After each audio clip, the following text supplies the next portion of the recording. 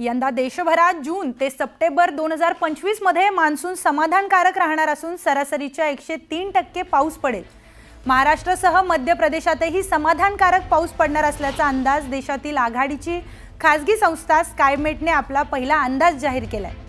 त्यानुसार जून ते सप्टेंबर कालावधीत सरासरीच्या 868.6 मिमी इतका पाऊस पडेल। यात 5% वाढ अथवा घट होऊ शकते असं स्कायमेटच्या अहवालात सांगितलंय।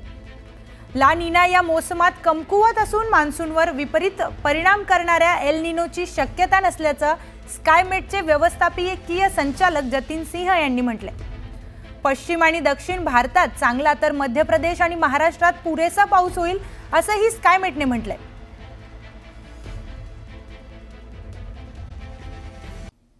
तर शेतकऱ्यांबद्दल बेजबाबदार विधान करणाऱ्या कृषी मंत्री माणिकराव कोकाटे यांना मंत्रिपदावरून काढा अशी मागणी शेतकरी नेते राजू शेट्टी यांनी केली आहे। कर्जमाफीच्या पैशांबाबत विधान करून कोकाटेंनी शेतकऱ्यांचा अवमान केलाय।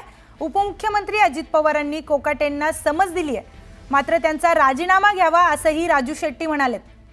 दरम्यान शक्तीपीठ महामार्ग म्हणजे भ्रष्टाचाराचं कुरण आहे, मात्र आम्ही ते होऊ देणार नाही असा इशारा देखील राजू शेट्टींनी दिलाय।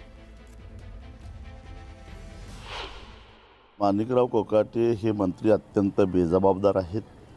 खरं तर अजितदादांनी त्यांना समज दिलेली आहे, त्याच्याऐवजी त्यांना मंत्रिमंडळातून काढूनच टाकला पाहिजे होतं। एक तर त्यांनी पहिली चूक केली ती म्हणजे शेतकऱ्याची तुलना भिकाऱ्याबरोबर केली, आणि दुसरी चूक म्हणजे शेतकऱ्यांनी कर्जमाफ केल्यानंतर साखरपुडे करतात, लग्न करतात आणि उधळपट्टी करतात। त्यांना एवढं कळायला पाहिजे की कर्जमाफीचा पैसा हा बँकेत जमा होत असतो, शेतकऱ्याच्या हातात पडत नाही। म्हणून अशा बेजबाबदार माणसाला महाराष्ट्रामध्ये कृषी मंत्री म्हणून काम करून देऊ नये असं माझं स्पष्ट मत आहे। शक्तीपीठ महामार्ग हा खरं तर काही राजकीय नेत्यांना, राजकीय पक्षांना, प्रशासनातल्या अधिकाऱ्यांना पैसा खाण्यासाठी हा महामार्ग पाहिजे झाला आहे। किमान 50,000 कोटी रुपयाचा ह्याच्यामध्ये भ्रष्टाचार होणार आहे, घपला पाडला जाणार आहे। 27 ते 30,000 कोटीमध्ये रस्ता पूर्ण व्हायला पाहिजे होता, त्याचा खर्च त्यांनी दाखवला आहे 86,000 कोटी रुपये। कवडीमोल किमतीनं किंमत देऊन जमीन घेण्याचा जो प्रयत्न आहे तो प्रयत्न आम्ही हाणून पाडणार आहोत आणि हा रस्ता आम्ही होऊन देणार नाही।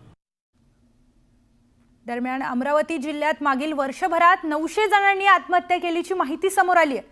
यामध्ये सर्वाधिक आत्महत्या पुरुषांनी केल्याची माहिती आहे। मानसिक तणाव, कर्जबाजारी, नापिकी आणि दुष्काळामुळे शेतकऱ्यांनी आपलं जीवन संपवलंय। तर गेल्या 3 महिन्यात 200 शेतकऱ्यांचा मृत्यू झालाय।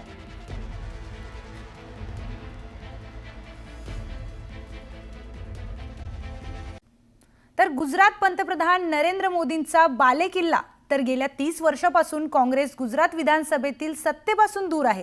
त्यामुळे गुजरातमधील गमावलेली सत्ता काबीज करण्यासाठी काँग्रेसने खास रणनीती आखली आहे।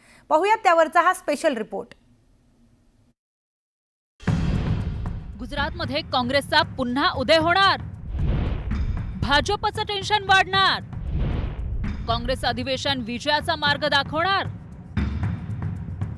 गुजरातमधील अहमदाबादमध्ये तब्बल 64 वर्षांनंतर काँग्रेसचं 84व 2 दिवसीय अधिवेशन होतंय। याआधी 1961 साली भावनगरमध्ये अधिवेशन पार पडलं होतं। तर गुजरातमध्ये 2027 ला विधानसभेचा धुरळा उडणार आहे। त्याची आतापासूनच काँग्रेसने जोरदार तयारी केली आहे। गेल्या 3 दशकांपासून गुजरातमध्ये काँग्रेस सत्तेपासून दूर आहे। 1995 पासून भाजप सत्तेत आहे। काँग्रेस ही दलित, मुस्लिम, ब्राह्मण यांच्यात गुंतून पडली, पण ओबीसींनी आपली साथ सोडली असं वक्तव्य राहुल गांधींनी बैठकीत केलंय। त्यामुळे आगामी निवडणुकीत जातीय समीकरण राखण्याचा प्रयत्न होणार असल्याचे संकेत काँग्रेसने दिलेत। तर जुलै महिन्यात नरेंद्र मोदी सरकारच्या विश्वास प्रस्तावावेळी भाजपला गुजरातमध्ये हरवणार अशी गर्जना विरोधी पक्षनेते राहुल गांधींनी केली होती। आपको गुजरात में हराएंगे इस बार। आप लिख के ले लो, लिख के ले लो, आपको ऑपोजिशन इंडिया गठबंधन गुजरात में हराने जा रहा है।